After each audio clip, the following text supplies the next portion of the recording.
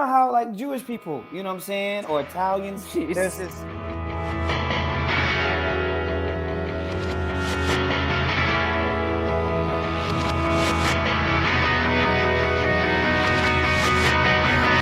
Welcome to F&10 right here on Spreaker, iTunes, Spotify, iHeartRadio, Google Podcast, Amazon Podcast, and live right now on YouTube for our patrons via StreamYard.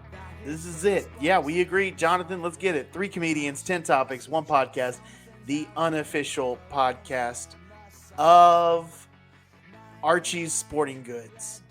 It's a place in Gainesville that made the Letterman jacket. Apparently it's not a chain because I referenced it the other day and everybody said I was dumb. So big thanks to Archie Sporting Goods. We appreciate it. My name's Nathan Owens. You follow me on Twitter. I am _Owens. Instagram, I'm Owens. NathanOwensComedy.com. No David Perdue. So we're going to jump right to Dan Duncan. Whoa. Also, we got that affiliate link. Hit the link in the bio for Archie's Sporting Goods. Hit me on at Twitter at Dan Dunk. It's the only platform I really care about, participate in. So hit me up on Twitter. If you click the affiliate link, it takes you to a Juno email. And of course, David Sumner. What's going on, good people? Get at me on Instagram and TikTok, DAMONJR 2.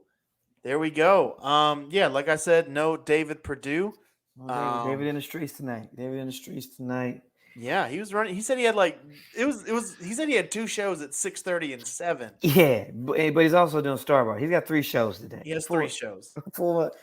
3 shows start at 6, end at midnight. Full day ahead. The 6:30 threw me off. I was like, what show are you doing at 6:30? Oh man, we are here live here though. But listen, we got people rocking with us already over here in StreamYard live right now. You can jump in on that bandwagon too if you know about it. Over on Patreon, we out here living our good life. Sounds like a racist establishment. Oh, Archie's. Oh yeah, Archie's? I definitely thought that, Jonathan. Definitely thought that. It's like Archie's Comics. I ain't never met no cool Archie. Archie is usually 72-year-old old white man. Yeah, that doesn't mean it's racist. Uncool, yes. 72-year-old white man. What?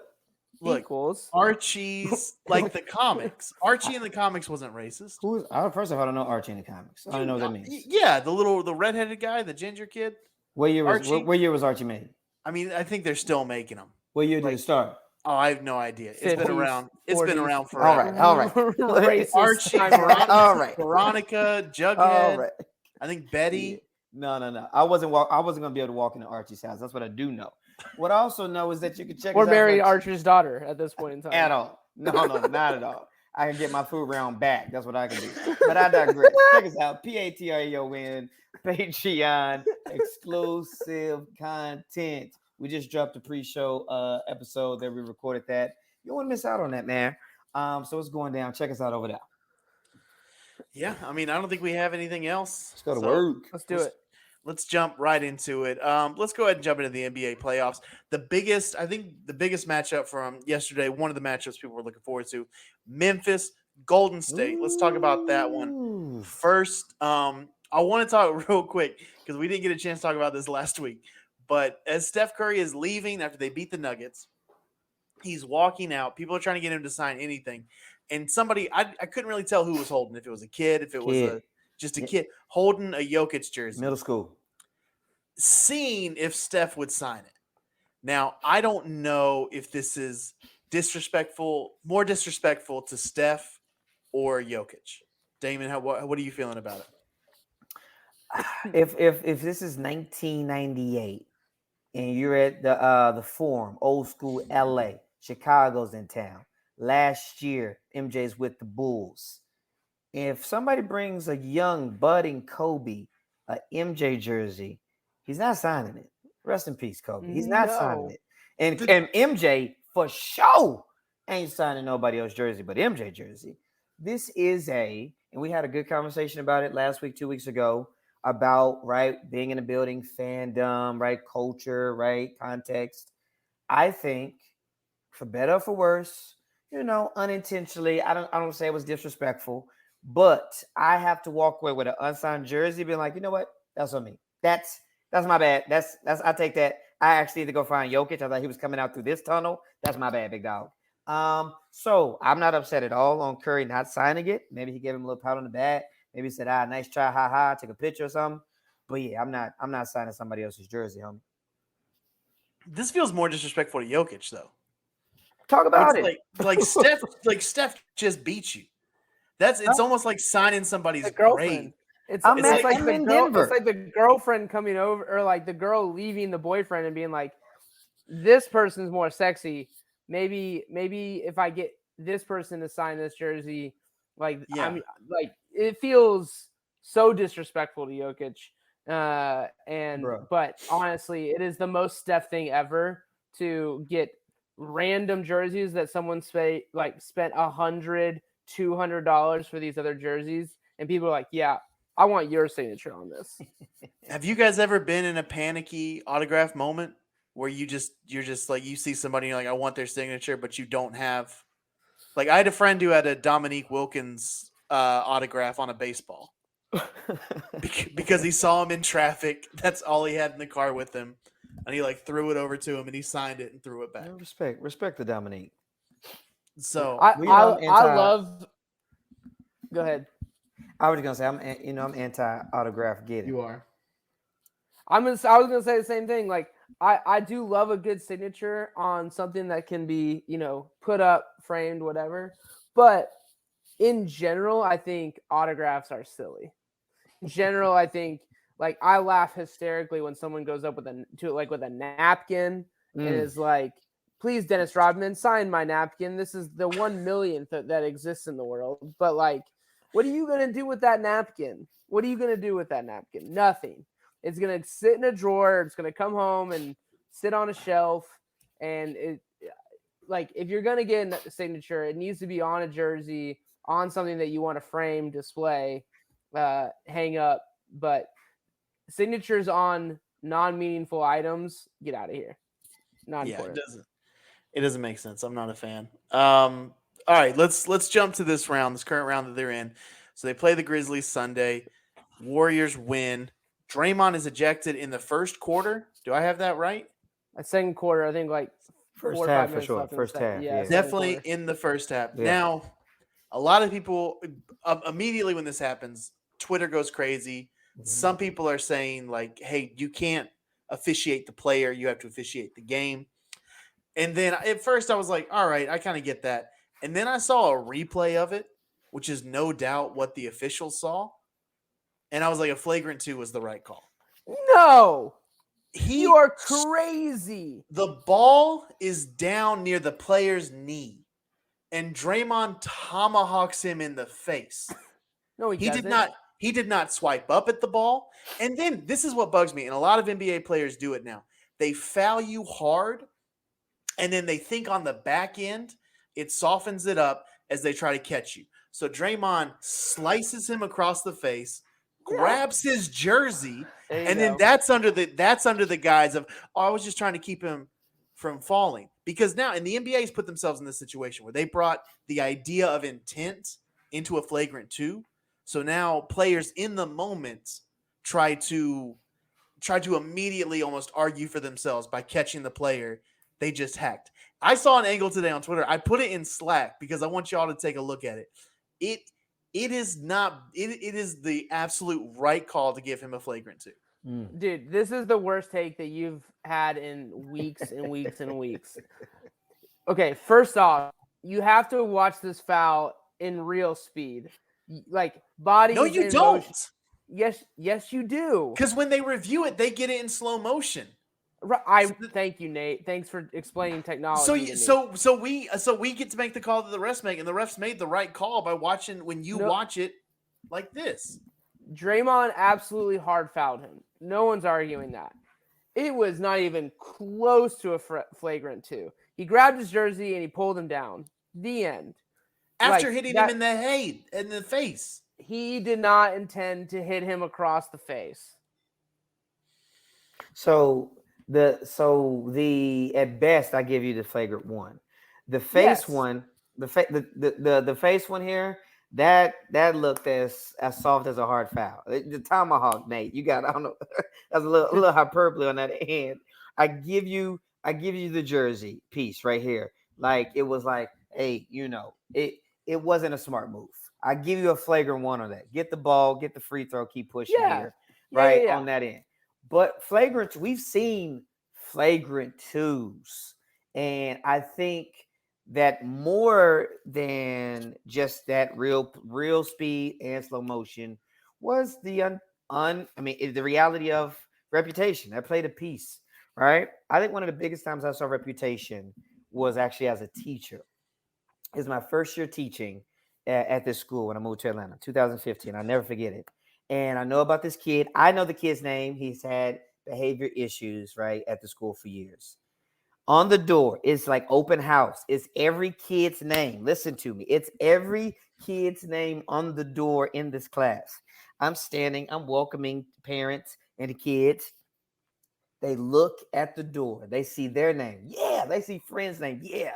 They see this kid's name. They pause. This is happening real time in my face. And they just go, oh boy. Oh no. Oh goodness. This is happening. He could be around them. This is open house. And the Reputation alone had them like this is going to be a year. So I think the reputation of Draymond definitely played into the fact that it was a flagrant two. Do you think that's And wrong though? Yes, I do. I do think it's wrong. I've got things that I'm not great at. My wife, who's amazing, has great things. He's not great at it. And we all have spouses.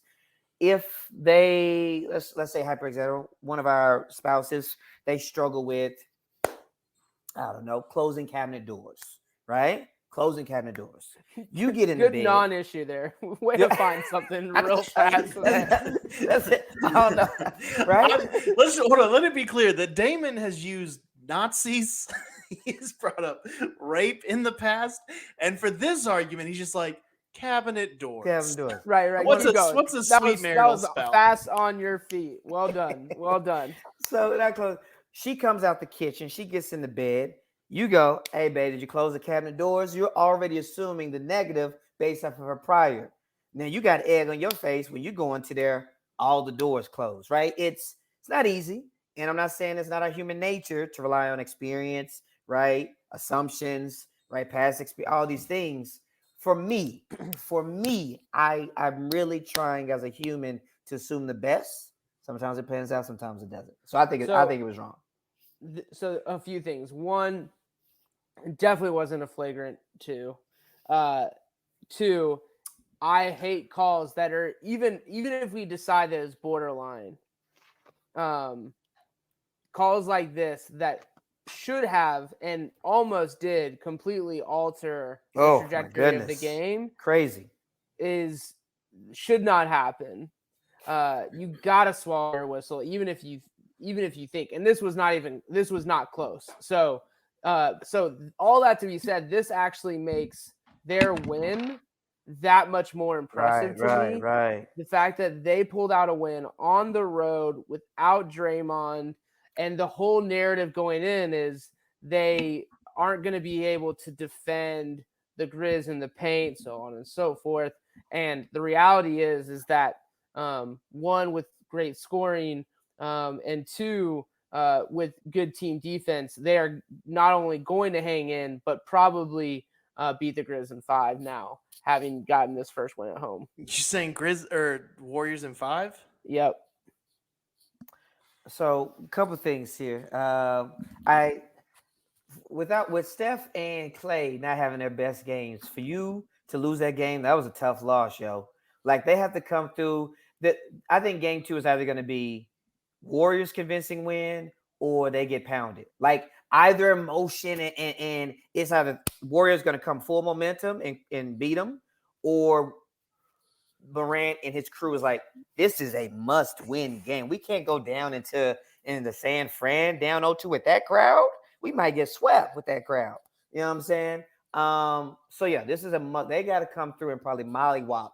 They got to like mollywop because that fourth quarter was so deep where it's just like, they just had that extra edge. So, well, that's what we'll see. I want to get to a couple more things with this right here before we move on. One, after the game, Draymond goes to the press conference and they're asking him questions, and he kind of like he gives like real surface level answers, and then he says something paraphrasing. He's like, "Yeah, I ain't gonna be able to really expound on that. I'm about to go record my podcast, right?" As in, oh, I'm gonna expound and give all the deets on my podcast, which to me is intriguing. Because I did my job, I showed up, I gave some answers. Maybe you ain't gotta love them. I gave you answers. And then now I have this full range, this autonomy, this you talking about player movement, player control, right? Of going on my podcast, huge base, of course, and sharing any and everything I want to about the narrative that I want out. So I'm gonna start with you, Nate. Just kind of on that fine, not fine line. What do you think this falls under? You like that? I mean, as a fan, it's great because we've seen increasingly more and more players don't trust the media. And there is a lot of good reasons not to trust them. You want to talk about judging people based on a past. Mm, There are a lot of good reasons to not trust the media. Now, I know every single player having a podcast is not the answer right. to that. But for something like this, it was perfect. Like, that's a perfect situation for Draymond to get thrown out, for them to win. And now, I mean, this is the first time I knew he had a solo podcast.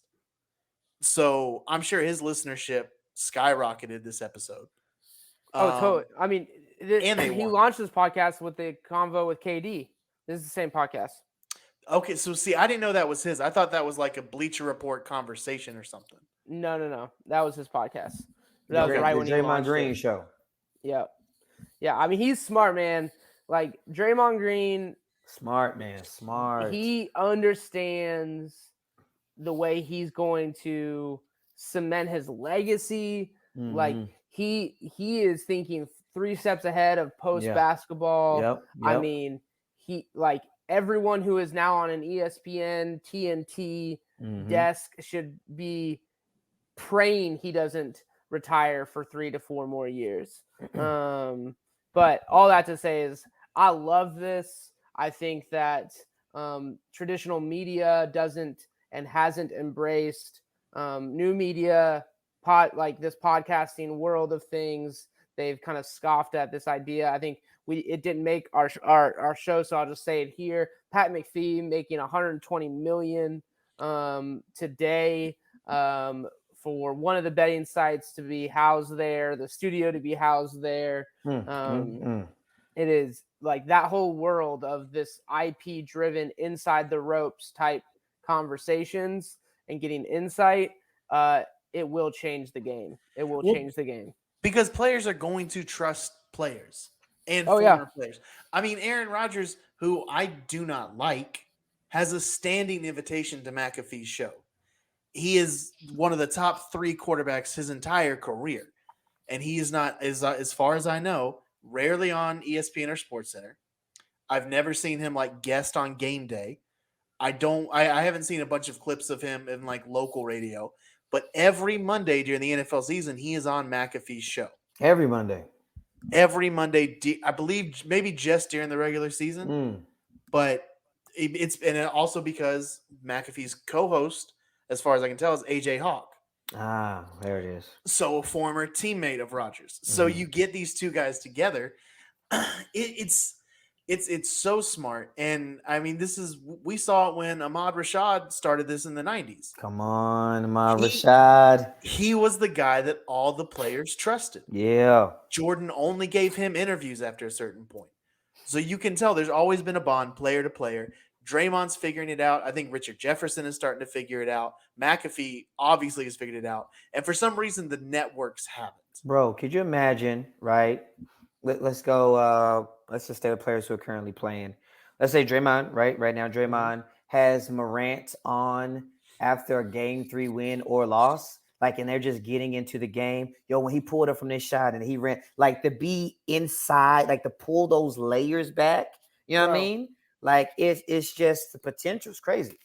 The inside baseball, for lack of a better term, that you can get of them, like, breaking down a game, that live, real time, like conversation, film breakdown, like it will come where an Aaron Rodgers does have his own Twitch show where he breaks down, the previous Sunday's game tape and gets millions of views Silly stuff. Yeah. as that happens. It's happening. Yeah, it's happening right before our eyes. Let's keep it pushing here. Staying in the NBA, Celtics, Bucks, game one, convincing win by the best player on the planet, the Greek Freak. Giannis, triple-double, beats the Celtics at home. Dan, I'm going to start with you. Did the Celtics give this game away, or did the Bucks come in and take it?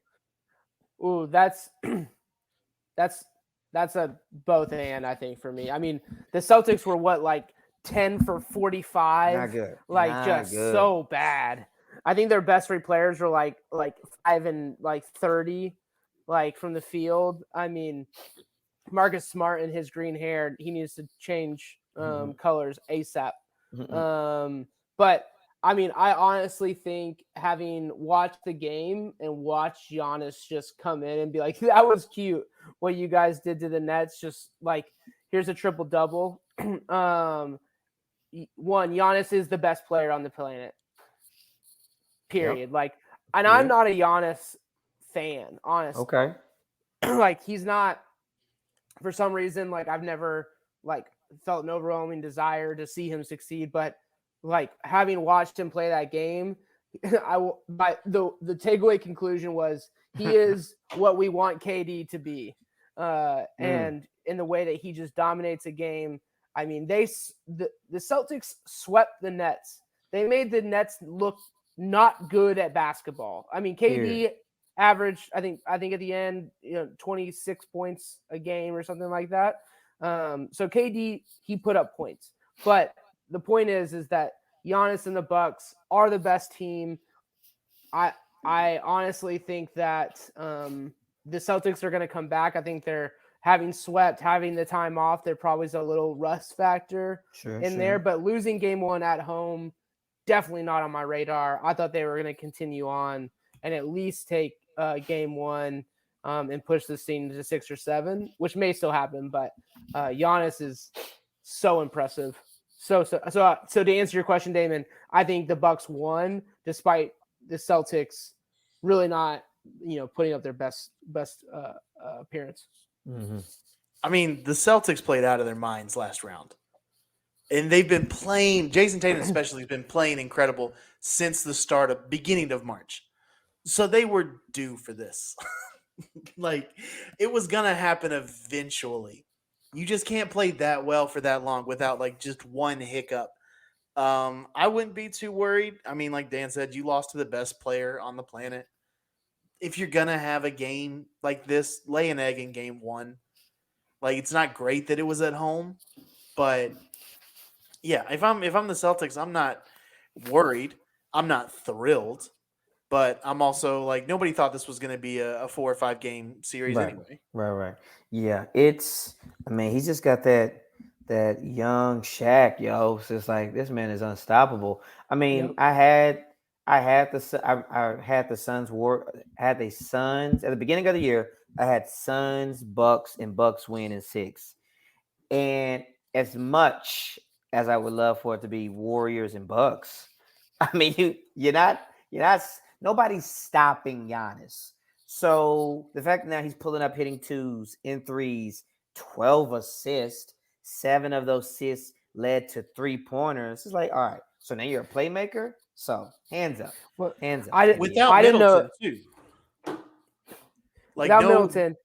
Yeah, no but Chris Middleton. I didn't know that the Bucks until this past week that they were the best 3-point shooting team in the NBA now.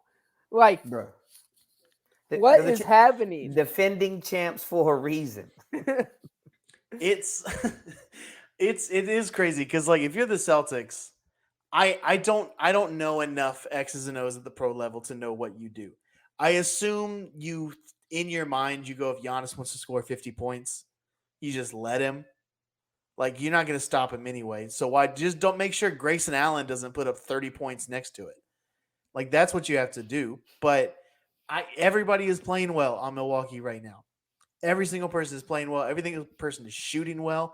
I've heard Javon Carter's name twice on podcasts this week.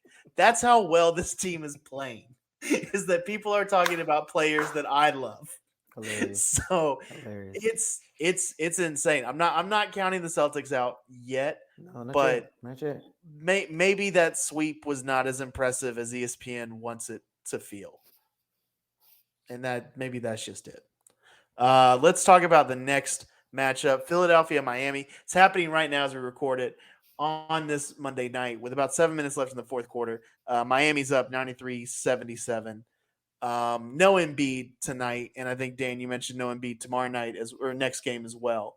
That's right. That's what they're Um, saying. Yeah. is that too much of a hole to dig out if Heat go up 2-0? It's done, bro. Damon. Wrap it up, fam. It's without Embiid, the potential MVP, and an aging, a step slower James Harden, who still probably hasn't great continuity with the team. Yeah, you're not beating a top three defensive team who's fully stacked, ready to go with great coaching. I think they've got the coaching edge. I think their team without Embiid is much better holistically, and they also have home court advantage. It's just too much. I think right now, best case scenario reports was game three, probably game four for Embiid. By that time, best case scenario is that they go to Philly and it's 1-1. But I definitely could see it being 2-0.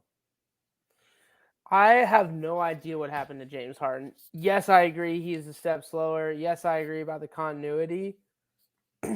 I did not think any of that was going to matter. I thought he was still going to be one of the best facilitators, one of the best scorers. I thought him and Embiid were going to be unstoppable until the finals, or at least until the conference finals. I for the life of me can't believe that the drop off that we've seen from last year Harden to this year Harden. So the number one indicator that most analysts have tried to agree on was the hamstring injury. If you remember, he goes Houston, he's on fire.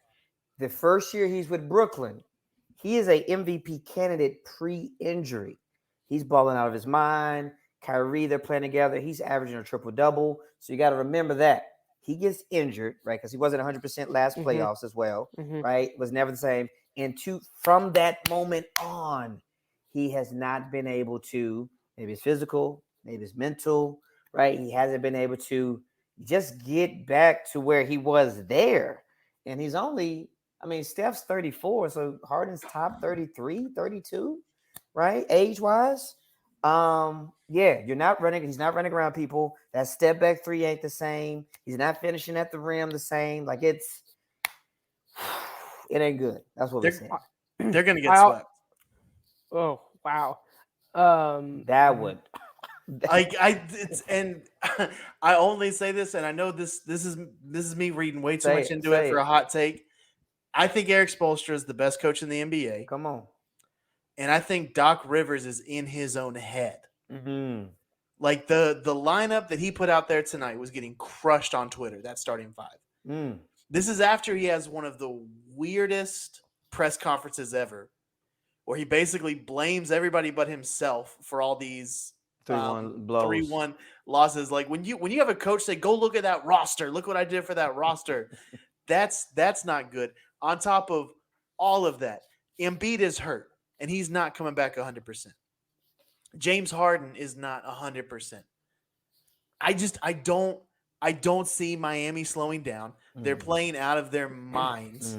They're the best defensive team in the league. So even when Embiid comes back, they can swarm him because nobody else on Philadelphia is scoring right now.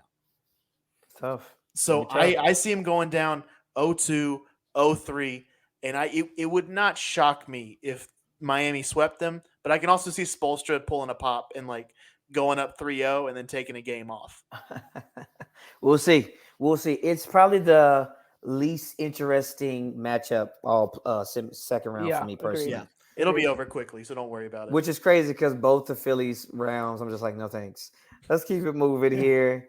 Let's get to a round that I'm excited for players specifically.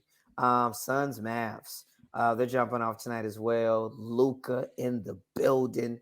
I've had him as a top 7 player for the last few years. Taking on Chris Paul, D Book trying to get back to 100%. and this is big. The Suns are on the run. They're trying to get back to the finals. Here, I'm gonna start with you, Nate. Here, just big picture here. Do we think Luka? Because your boy Nick Wright got the Mavs going to the finals here. Can Luka top the last year's Western Conference champs? No, I don't think They so. playing, but Mavs playing solid. Mavs are playing really well. I think it's Brunson, the same. Hardaway, Dimwitty. The Suns I struggled think against New Orleans, dude. they do, but I don't think they're gonna do that 2 rounds in a row. I think it's almost like the opposite of the Celtics. I think the Suns are going to start fast. I think tonight, Monday night, I think they're going to win big. I'm not saying the Suns are going to sweep them 5 games. It'll go 6-7. Sure. It'll be a struggle, but I just don't see the Mavs beating them in 7. That's the thing about the NBA is like those 7-game series are so long. Sure. It is so hard to beat a team better than you. It is even harder, like 4 times. Like, you really think the Mavs are going to beat the Suns 4 times? Real quick, here's the thing. Rate the 3 best players in that series in order. In order, I think.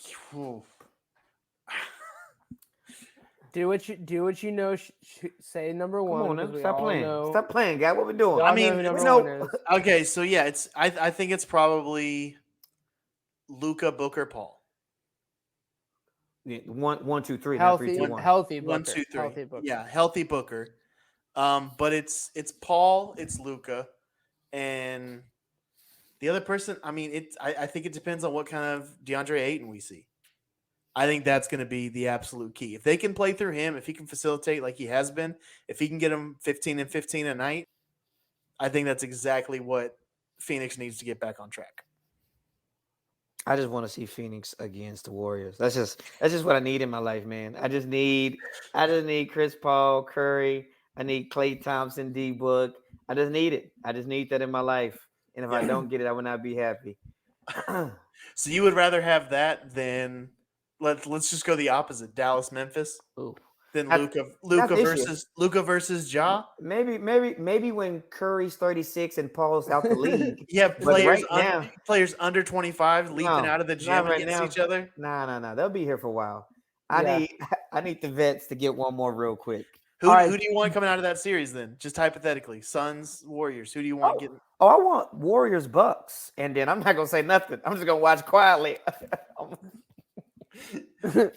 Okay, Damon, because the news came out, I think maybe yesterday or the day before, about Chris Paul issuing a players mandatory curfew, not issued by leadership from a coaching standpoint, but by Chris Paul himself. What's your thought process on Chris Paul, his focus, his leadership, and telling his players to get their butts in bed?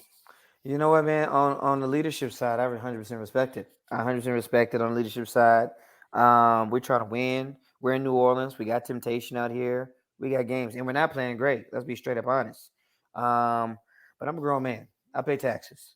Okay, I do what I please. I've got to make sure that I'm responsible enough to take care of me and mines, and still be able to stay out past 11. Okay, if I want to walk around at 12:30 and come in the gym, and let me be very clear.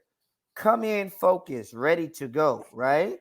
Like tonight, I'm probably gonna be up to midnight, maybe 1. But when I go into class tomorrow, I'm gonna give 100% because that's what I do as a grown man. So thank you, Chris Paul, for your leadership. But as for me in my house, we're gonna go to bed when we want to go to bed. This would make me so mad if I was on a Chris Paul's. Like, I cannot imagine being on the road with David and Damon being like, all right, guys, good show tonight. Let's all try to be back in the hotel. Lights out 10 o'clock. If Damon told me lights out at 10 o'clock, I don't care if I have nothing else to do. I'm going to stand in the hallway until at least 10:05. Easily. I'm going to stand in the hallway until my phone dies, until I have to go in to plug in my phone. It's such just a dumb, listen to me because I'm the loudest move. And it reeks of who Chris Paul is, and that's what I don't like. Oh, boo, dude! God, this is your second worst take. I just have to say that, look, Chris Paul, I think, is a great leader, and 2, he's like, look, we were here in the regular season. We did this thing. Sure. You went to the haunts. You went to the restaurants. You did the thing. Yeah. This is not that time. Uh-huh. This is not the first time anybody on that team had been New Orleans, and Right. probably what happened Right. last time is he's like, what we're not going to do is what happened What during we're the not regular gonna season. do. But like, look, there are young, meaningful players on that team. DeAndre Ayton being one that, again, I'm not putting anything on DeAndre, but Chris Paul clearly has one thing in mind, which is winning, which as a player does set a tone for me of like, all right, we're here to win. We're here to be focused. We're here to get some rest. We got a long playoffs to go. I love this. So I'm about 60-40. I just am intrigued, which I don't know unless y'all know what time. When was the curfew? Do anybody know that time? I'll look it up. Because in my mind, I'm like, he's saying 9 p.m. And I'm like, bro, I'm not even sleepy at 9 p.m. Oh, see, I think he's saying it's midnight. I can respect midnight. I can respect midnight. But if he was like, 7th grade sock hop, I was like, because shoot around. They probably have a shoot around at like what, 1? Yeah, like noon, yeah. 1 o'clock. Meaning you can sleep until 10. Yeah. Well, according to the New York Post, Chris Paul denies it. Oh. But according to Hoops Hype, it definitely happened. But I'm not seeing a time. My thing is, like, you were in the finals with these guys last year. If you don't trust them at this point, I feel like that says more about you. See, it's not. I don't think it's a trust thing. I don't think it's a trust thing. I think it's you don't trust them that they're business minded. I think it's a team thing of like, hey, this is something we're gonna do. We're all gonna do it, and it's gonna be what's best for the team. It's not a trust thing. It's a standard thing, and it's kind of like when we all gave up everything but water, and Nate went to Thanksgiving, and had sweet tea. Like, you didn't do what was best for the team. Did Chris Paul put tape outside of everybody's door to make sure they didn't sneak out after he said lights out? You really just lived in youth group your whole life, didn't you? But that's what this is. This is Chris Paul treating his teammates, his coworkers. No. His you are adult assuming coworkers. You are assuming that he, instead of going to bed and getting the same rest he asked of everyone else, that he went around and checked on people. That is a step too far. So we can agree on that. If he went around with his clipboard and put tape on everyone's room, like, that's different. No one is saying that. This is no. I would tell Chris Paul, I'm not your child. You do not get to put a curfew on me. I am an adult. I am a grown adult. I can rent a car. What do you need to go do at 11:30 in New Orleans? Nothing good. Nothing Who cares? good. Thank you. Who cares? I'm not saying anything good.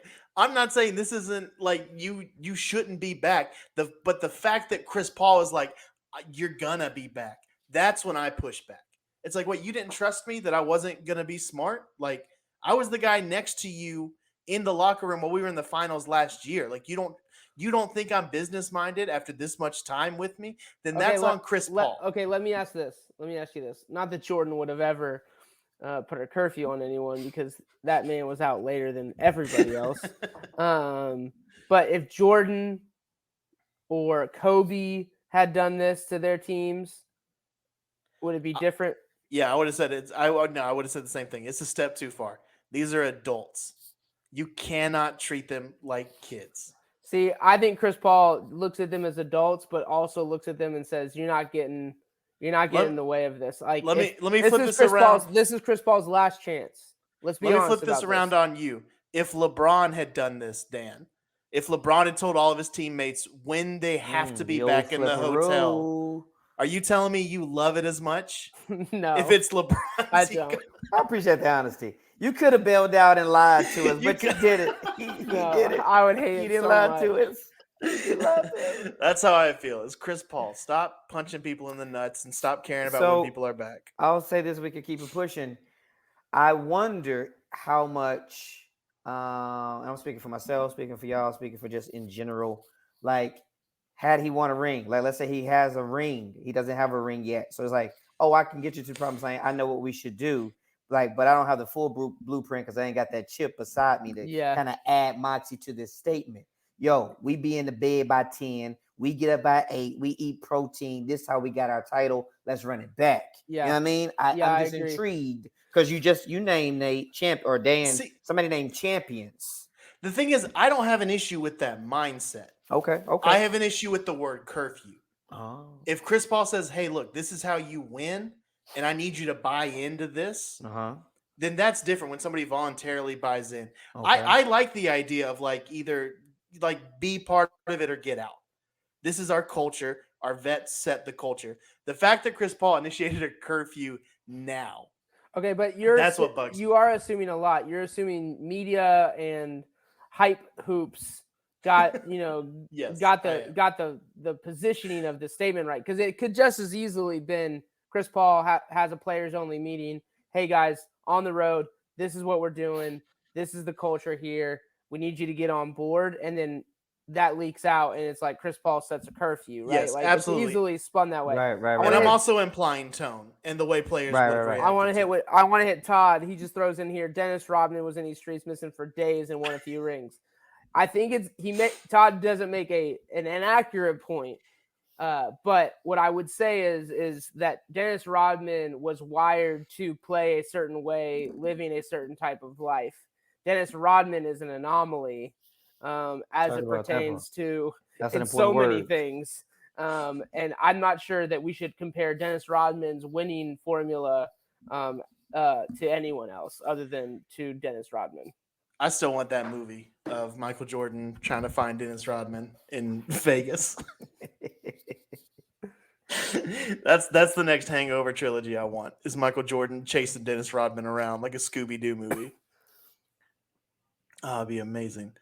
All right, next topic. All right, maybe we can go through this one kind of quick because we've already kind of broke it down. All right, so we make lists all year. Yep. Top 5 under 25, top 10 all time, all that stuff. Yep. I want to do top 5 left in the playoffs right now. Okay. So you can only pull from active players, and I want to bring health into it. So if you have a game tomorrow, who are the 5 guys that you think their health right now as home? is? Yes. Bet money. Let's go to workout here. I'm gonna go 1 through 5 to make it easier for me. 1 Giannis, 2 Steph, 3 Luka. Yep. All right, at 4 and 5, there's a few people here. All right. I'm gonna feel okay. All right, so that health was a good thing to be. So what I said Giannis 1, Steph 2, Luka 3. I'm gonna go 4. I'm gonna go 4 Tatum, 5 Chris Paul. See, it was Paul Morant. It was Paul. I was gonna go Ja. I was just gonna. I respect it. I was Ja. I was Paul's Ja. leadership. You brought that word up. He's been around that experience. He's got me to the finals. So that's why I'm going right now today. He got me to the finals already once. Dan, you want to go yours or mine next? Mine is the same as Damon's, but I flipped Ja into 5. Boom. Okay, my 5 to 1. Ja, Luka, Tatum, Curry, Giannis. Wait, go 1 to 5. Go the other way. 1 to 5. Giannis, Curry, Tatum, Luka, Ja. So you switch Luka. You hate Luka, don't you? I don't hate him. I put him under Curry and Tatum, who's having a year that I cannot explain. If you had asked me 3 months ago, Luka would have been over Tatum. But right now, in this moment, Tatum's on one. Except for last night. Except for last night. Except how one he going, is. 2 for 12 from the field. It's rough. I respect it. Let's keep moving here. Short and short for that one here. What's not short and sweet is the homie out here, Nathan Owens. Nate hates topic number 6. It's your grandma's favorite topic. You know what it is. Nate, what we hating on this week?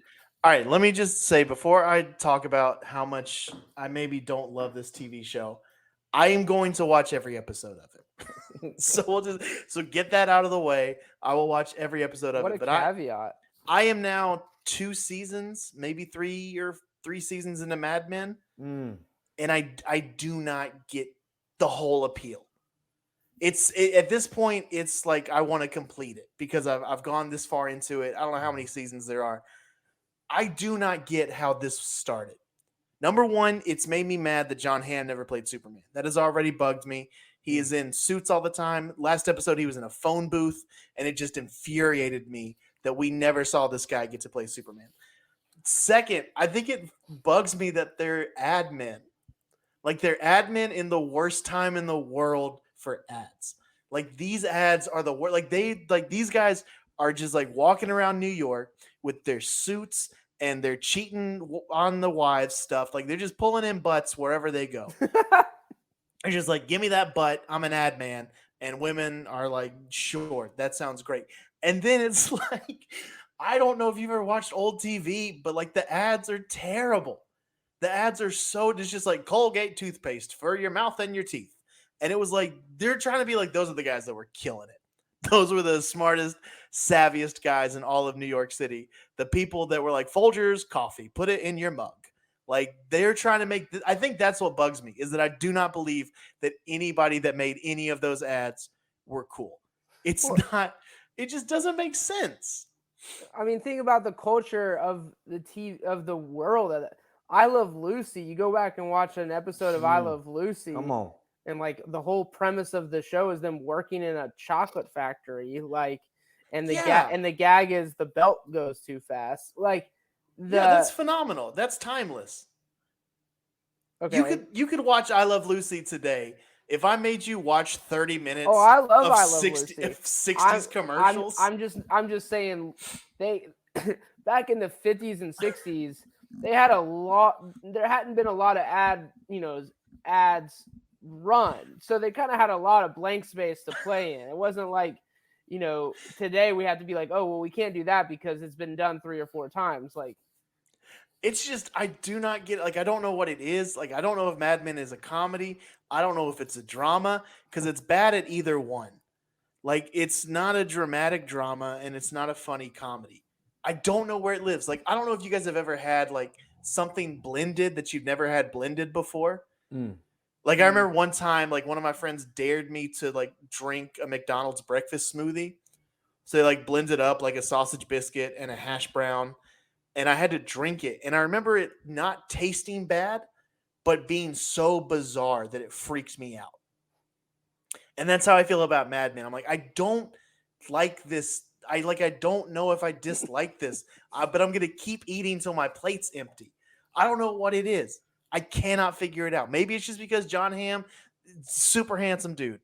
He's super handsome. I don't know if he's so handsome that it's drawn me into. Maybe that's it. You just want to give him your butt? Maybe. I don't. I'm figuring this out loud right now. We're about to go down a very weird self-discovery path. He's got a jawline that could just cut glass, and he would cut it into a mirror. Yeah, just a butt glass. I don't know what it is. I don't know if I like the idea of smoking indoors. I don't even like smoking, but it looks super cool when it's done inside. And bar carts are awesome. Nate, because I typically disagree with every single one of your like pop culture viewing takes. What is your top 5 worst TV shows of all time? Top 5 worst TV shows of all time. See, that's tough for me because I don't give TV shows a good chance. I know you don't. Man, all right. I mean, Friends is on that list. Friends is on the list. If I'm gonna go by TV that I've watched every episode of, or most. If you saw 6 out of 8 seasons, you saw enough. Friends is on that list. Once Upon a Time. I don't know if you guys remember that show. I 1,000% agree with that. Listen, hold on. Caveat. I was in for 2 seasons. Bro, that's it. That's all I want to say. Those first off, that number 1 season. Couture and I will say this. That first season, the way they weaved in all those fairy tales, I was locked. But they dropped off hard. Carry on. That's it. I don't know what as soon as the special effects team was like, let's try more. Like the special effects couldn't have been worse, and that's where I got out. It was all right. I'm gonna be fair. I'm gonna be very fair and put in a show that I've enjoyed most of it, but The Flash is terrible. The Flash is so bad; it has become unwatchable. That's up there. I've only seen bits and pieces of it, but Bubble Guppies definitely on that list. Their world doesn't make sense. They don't play by all the rules. I don't know if this is a post-apocalyptic underwater world where everything is adapted to living underwater, or if this is pre-people before we made the descent above the water. I don't know what it is, but they have frogs, and that doesn't make frogs don't live in the ocean. There's a whole episode on frogs, and that's when I was like, this show sucks. How many have I named? 4. 4. All right. I got to come up with Animal Hospital. Animal Hospital was it was 4 episodes. It almost got Community canceled, and it was a whole sitcom based around the monkey from The Hangover. Like they literally were like, everybody only likes. This is how dumb NBC was in like the 2000s when they had just The Office, Parks and Rec, 30 Rock, Community, greatest shows of all time. And NBC saw the monkey from The Hangover and was just like, build a show around him. And they did. So that's what I would say. And maybe Lost. Lost might be up there as well. Wow, that's a hot take. I was in for 2 seasons. It felt the same as Once Upon a Time. I was just like, you guys are just spinning me around now. You're not going to answer any questions. No, Lost. Lost is great to the last season. The first 3 seasons, we ain't gonna. I'm not gonna do it. I'm not gonna do it. Here's my theory with Lost. Lost would have been a great show without the internet, because I think what happened is the internet was happening, and people were throwing out fan theories for the first time ever, as far as I can tell. And the writers saw everybody was guessing what it was and panicked. And then we're just like, I guess we'll just spin you around for 3 or 4 seasons. And then they were like, you know what? Just kidding. It is purgatory.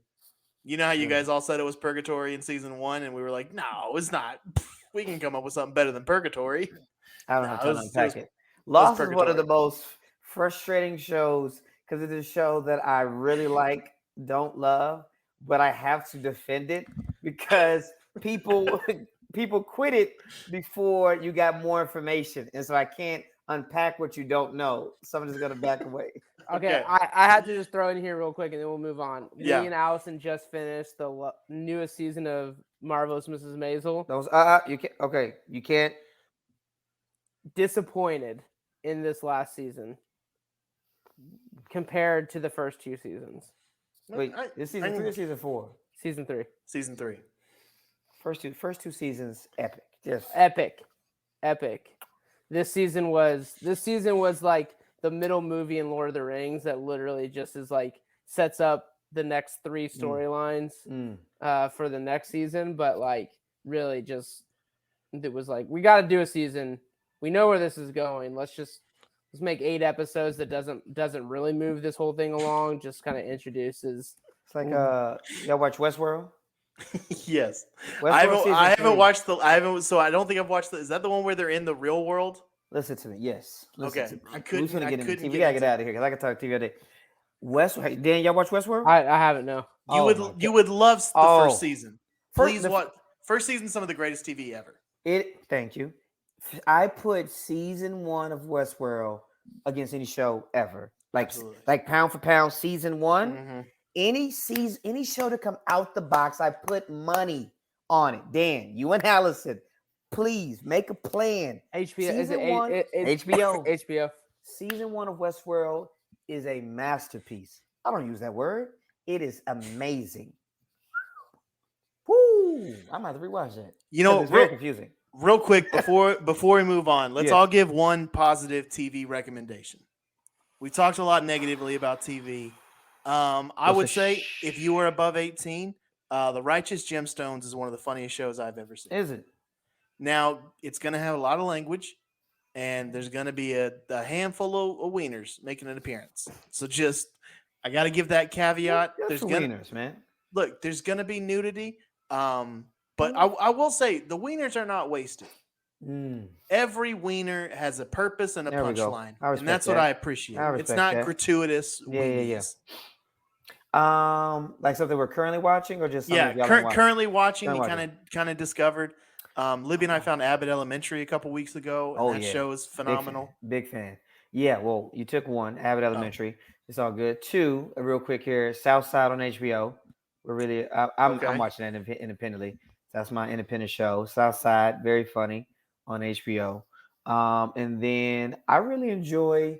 It's kind of a lighter watch. I have three type of shows: very funny, very drama, death, suspense, and then shows I could put on during laundry. And I enjoy my laundry show is Murderers in the Building, Steve Martin, Selena Gomez, Martin Short. Great laundry show. Yeah, just great laundry show. Those are my two. Dan, any recommendations? I mean, we've been neck deep in Maisel, so we're actually like in the midst of figuring out where we're going next right now. Westworld, Okay. that's where you're going. That's where you're going. Yeah. Westworld's a good one. All right. Let's talk about the NFL draft. I'll be honest. There are years that I am locked in on the NFL draft. There are years where the Falcons have so many holes. I'm just like, you can't have a bad pick because you need anything. So literally anybody new is an improvement. And that's how I felt this year. So I didn't really pay attention. I don't have a ton of hot takes other than, and Dan and I talked about it. Kirby Smart is building an incredible legacy at Georgia and doing it without, as far as we can tell, a ton of NIL deals, getting guys drafted early, drafted often. Georgia's going to have another slew of draft picks come in next year. Like, it's insane. Was this the first number one draft pick in Georgia history? No, Stafford was the other one. Okay, so there's only been two. Yeah, for number one overalls. Yeah, in a top tier program for a while. Yeah, it's incredible. So as much as I enjoyed the draft, I don't really have too many takes on it. I wanted the Falcons to get Malik Willis. I thought that would have been a lot of fun, but I'm trusting that they know better than me. Well, okay, so I want to talk about that pick by the Falcons. So the Falcons in the third or fourth round are sitting there getting ready to draft a quarterback. Third round. And they don't draft Malik. They draft homeboy Desmond Ridder. Desmond Ridder. And I literally was like, Nate has to be losing his mind right now. I was frustrated.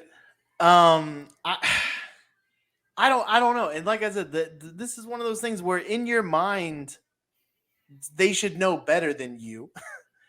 But also, I remember thinking, like, why, like, I mean, the Jets passed on Deshaun Watson and they passed on Lamar Jackson, like, to go for Sam Darnold. So there are times where you go, are you that much smarter than me? This felt like one of those times where I literally felt like Willis's ceiling is absolutely endless. We'll he has a cannon for an arm. The NFL is obviously trending in that direction of talented quarterbacks. And I don't know. I will say Ridder has said a lot. He said everything right since being here. So it's like, I hope he does well. I hope he was proves me a wrong. senior, so he's a grown man. Yeah, well, you can tell. He's got some laugh lines. I actually think that I honestly think what I thought you would be losing your mind, and I actually think jumping over Malik and taking Ridder. I actually think the Ole Miss quarterback is a better draft pick than Malik. That kind of runs counter to look. Malik Willis played at Liberty and played no one. He's not even about to go from like playing in college to NFL and trying to make that jump. He's about to go from like junior college to the NFL, and we've all seen that go well at times. You can run it down of kind of that almost D2 quarterback that shows up and has an incredible NFL career. I'm not going to list off 5 right now, but the point is that they exist and there's plenty of them. The pick that drove me nuts about the Falcons, by the way, the Cowboys had a terrible draft too. Terrible draft. I was just like, what is happening here? There was so much deep talent in this draft, and to walk away not having every down players coming out of this draft was mind blowing to me.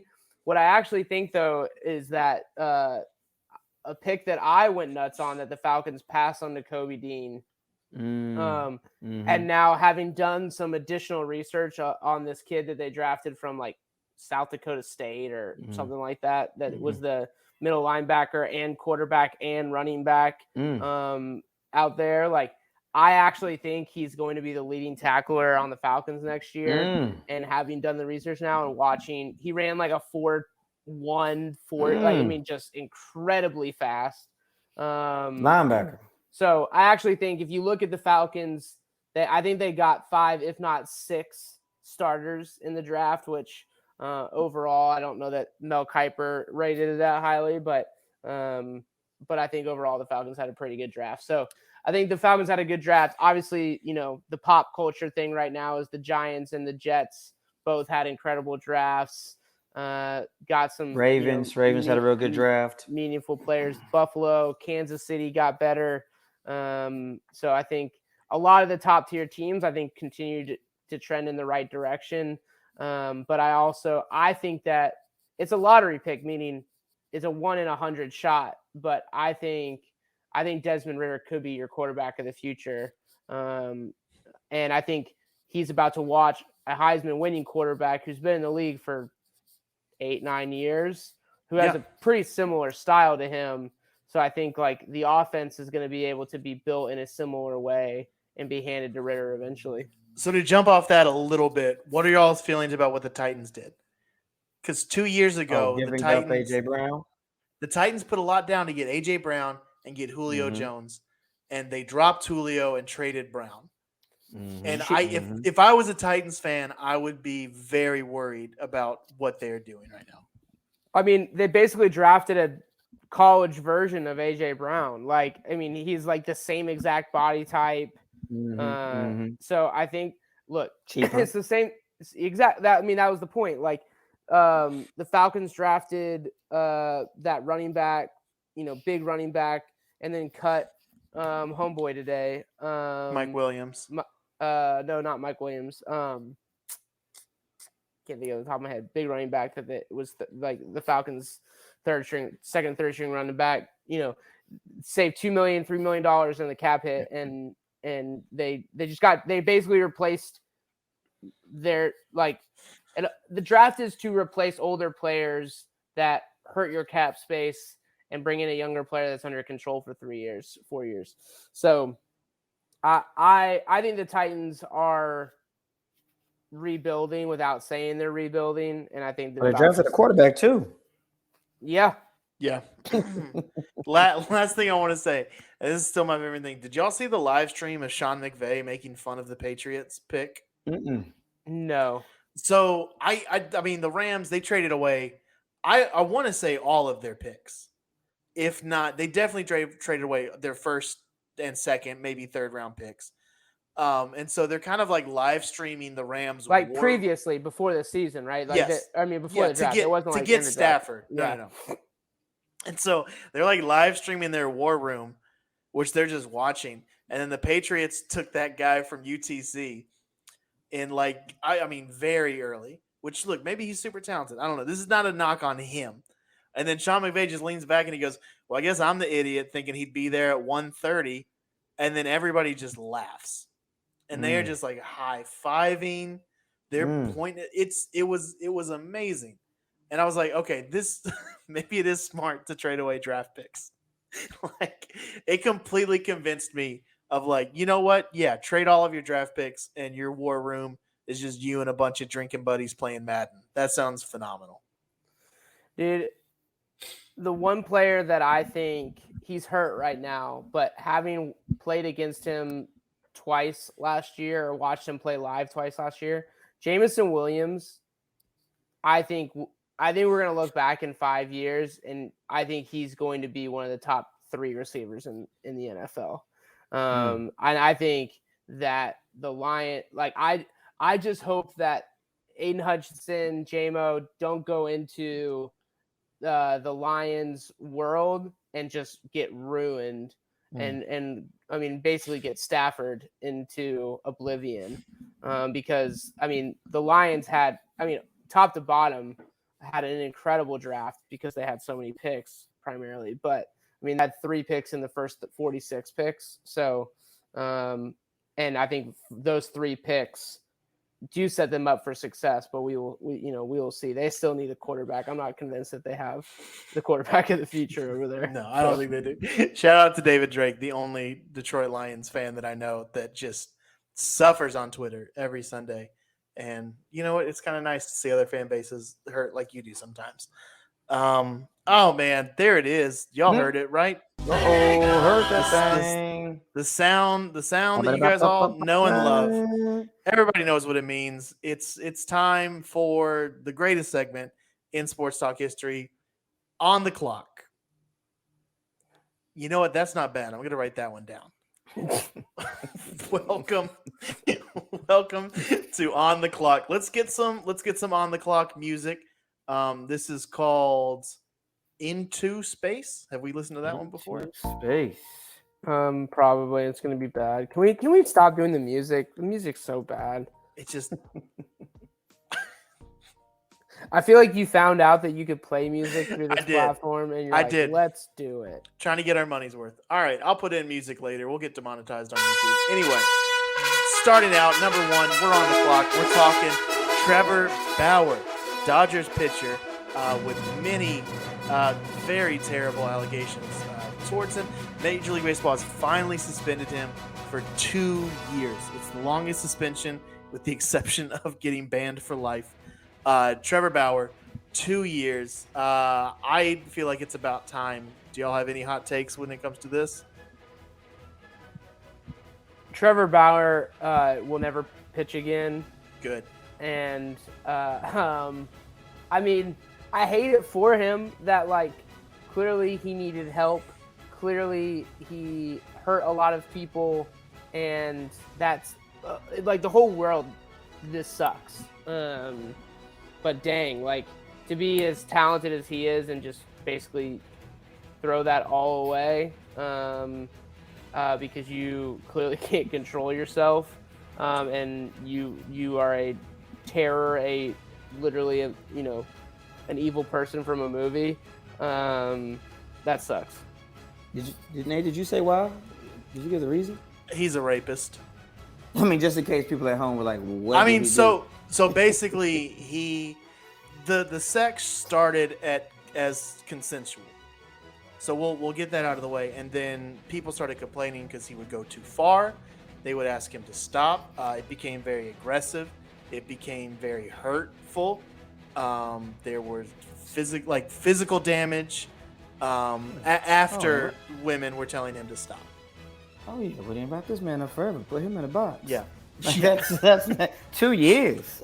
Put this man on a bow and put him to sea. Which with there all are these- there are. This is just the Major League Baseball's investigation has come to Okay. fruition. There's Okay. civil Other- and sure. legal Yes. trials to come. And I will say, Major League Baseball made this decision after another woman came out with very similar allegations, and I think that's what Major League Baseball said: we're done. But I mean, look, for Bauer, that he's just 6 months away from a Barstool podcast, so I think he'll land on his feet. Unfortunately, because we live in a very fallen world. So, next topic: DeAndre Hopkins. Apparently busted for PEDs. I don't know if he was tested in the regular season and it came out, or if this was like an off-season thing. No, and it was an off season. He tore his MCL game 6 last year, and then so it was out for 6 games. The offense fell apart, and it sounds like he was using PEDs because he's withdrawn his objections at this point in time already. So it sounds like he was using PEDs to get back to full health. Do you think this is the first time he's used PEDs? Because he's had a couple incredible seasons. What I say is that let them use it, man. Let's stop playing around, guys. Let PDs run rampant in sports. We love Tecmo Bowl. We love NBA Streets. We played NBA Hang Time. Stop playing around, man. Like, let's go. We want to cheer them on and boo. Let them bad boys play in that Gladiator Dome. I'll be honest. There's a part of me that is like, why not let people use them when they're recovering? And just say, like, look, you have to test negative when you come back. But when you're recovering, I think it's weird that the NFL puts a limit on the medicines you can use to get back to the field faster. To get back to the field, get you more money, get you more products, Yeah. get the fans happy to see you. And look, that's me as a non-doctor. I don't know how damaging some of these banned substances are. I don't know when he was using them, but I do think it's weird that the NFL is like, no, don't come back too fast. That was too fast. Well, my biggest thing is like DeAndre Hopkins. I think I'm not sure you're using the right PEDs because you're still a very slim wide receiver in the world of wide receivers. And I think you could, if you were going to go down, you should have gone down with like the Arnold Schwarzenegger, Barry Bonds version of these PEDs. It's a new century, Dan. Gone are the Mark McGuires. Gone, now, baby. Now it's all slim iPhones. Slim fit. just slim TVs, slim iPhones, and Got skinny it. steroids. Got it. Skinny jean PEDs, skinny baby. steroids. Yeah. I need some of those. Final topic. Jack Harlow was at the Boston game Sunday. Jack Harlow. Apparently the refs had no idea who he was At all. And so, Damon, what is your favorite Jack Harlow song? Party in the USA. And if Jack Harlow walked around, like he would have to be like decked out in drip. I probably wouldn't know Jack Harlow face. He's not my lane. Look, I don't think we should judge a book by its cover, but he looks like a comedian that uses bruh on stage. And I'm not a fan. Not a fan of that. Not a fan of that guy. Jack Harlow is what every white person who thinks they can rap aspires to be. Is he talented? I haven't heard any of his songs. He is talented in the sense that, like, you know, instead of the like Eminem world of things, like he's like, I'm just gonna be a white version of the most popular hip hop music, I mean, he's found a lane for himself. The lane, baby. Is he a cooler Macklemore? He is a much more in touch with the culture Macklemore. Yeah, okay, totally. there it is. So, the streets, Jack. all right, so we got. I want you to rank these, Dan. All right, so I'm just gonna throw out names and you put them in a ranking. Eminem, Macklemore, Boom. Lil Dicky, Jack Harlow, Bubba Sparks. and Bubba Sparks. Wow. Order those five. That's the greatest white rappers. Greatest white rapper. Wow. Put them in the order. Greatest white rappers that you just listed that I now have to relist. You have to. You have to. List I will do them. Eminem. Come on. A world of shit. Then maybe Jack Harlow and Macklemore are tied for like, you know, Dante's like 9th level of hell. Then the remaining level of Dante's Inferno and everyone else that you listed. You've got Macklemore over Lil Dicky. Oh yeah. Yo, wait, hold on, fam. Wait a minute. Hey, y'all watch Dave? Yeah, no. Get that out of here. Yeah, I'm talking no, just music. I'm not factoring. I'm not factoring in the TV show. I understand that, but Damon, are you just like Spotify play Lil Dicky? I bet money. Dave's when he raps on Dave is better than Jack Harlow. Yeah. So to put it in perspective, thank you, Jonathan. Forgot about Post Malone. Yeah. Like Jack Harlow is a poor man's Post Malone. Is Post Malone white? Yeah. What do you think he was? Have you seen him and you don't know what he is? Or you're just. I mean, when I see him though, he just look. You know, he kind of look dirty. So like, I can't really like be telling. You know, some white boys be just dirty, so it's difficult to tell. You know, there's tiers of white. You know what I mean? What? All right, there's tears. I gotta hear the tears before we go. Well, you know how like Jewish people, you know what I'm saying, or Italians. Jeez. There's this pride. No, for real. Don't act. You know, there's this level of pride that they have in their culture, right? Yeah. Where they try to add a little bit of line of distinction, right? We're not talking about Kentucky, Massachusetts white. You understand? Like, if you Italian, they say, hey, they Italian. Can we be frank? Let's be real here. Okay. So, you know, he just looked, but Post Malone specifically, He could be just from Miami or Kansas, but he just looked a little dingy. So I just wasn't able to tell. Ain't if Okay. he had like some Costa Rican in him or something. Look, and let's say the person that like made all this possible is Weird Al. Weird Yeah, Al, shout out to Weird Al. Weird Al, one of the Shout out to greatest Weird white Al. rappers of all One of time, the greatest white rappers of all time. and Weird just Al. only just shows flashes of it. Like I could, like all right. So that moment after the slap when Chris Rock is like, "All right, I could, I'm not gonna." That's every Weird Al song where he's like, "I could take all of you white rappers Weird for a Al. ride," and he's like, "Instead, I'm just gonna release a wacky ballad about baloney." Listen, when Jack Harlow and Post Malone produce Ice Ice Baby, talk to me. That's when you can talk to me. So until then, until they knocking out sock hops, don't come for Mr. Ice, fam. We out of here. Also, Charlie Daniels, one of the greatest white rappers of all time. Devil Went Down to Georgia. I think one of the earliest What? rap songs that I've ever What? heard. And on that note, What?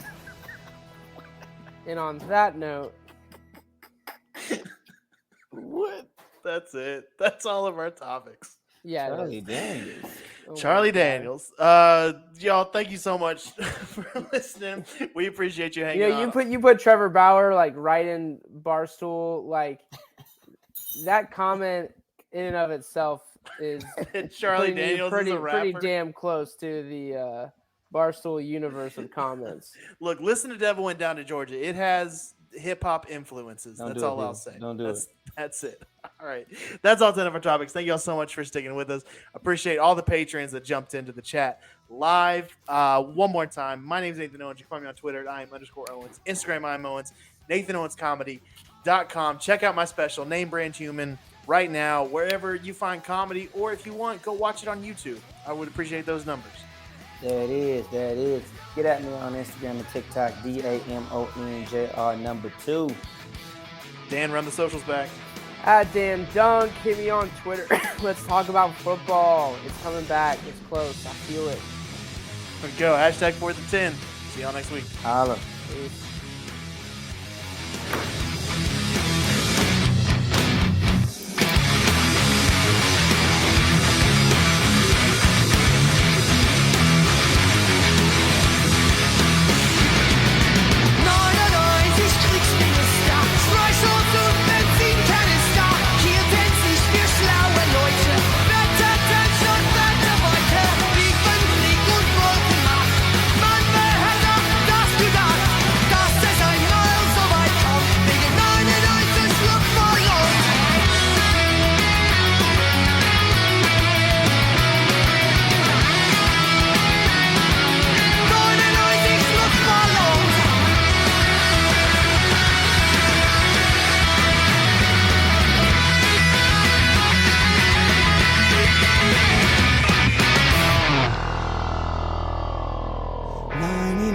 Dreams I've had, and everyone a red balloon. It's all over and I'm standing pretty in the dust that was a city. If I could find a souvenir just to prove the world was here, and here it is, a red balloon. I think of you and let it go.